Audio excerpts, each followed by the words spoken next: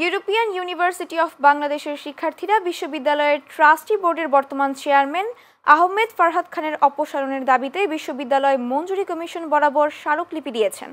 তাদের অভিযোগ, আহমেদ ফারহাদ খান অবৈধভাবে বিশ্ববিদ্যালয়ের সম্পদ ও অর্থ আত্মসাৎ করছেন এবং ক্যাম্পাসে সন্ত্রাসী কার্যক্রমে মদদ দিচ্ছেন। শিক্ষার্থীদের দাবি, শ্যামলীতে বিশ্ববিদ্যালয়ের নামে কেনা সম্পত্তি ব্যক্তিগত নামে করে নিয়েছেন আহমেদ ফারহাদ খান। তাছাড়া তিনি শান্তিপূর্ণ আন্দোলনরত শিক্ষার্থীদের দমন করতে শীর্ষ সন্ত্রাসী রুবেলকে ভাড়া করে ক্যাম্পাসে হামলা চালিয়েছেন। রুবেল দারুস সালামের আলোচিত সিয়াম হত্যা মামলার প্রধান আসামি এবং একাধিক হত্যা মামলায় অভিযুক্ত।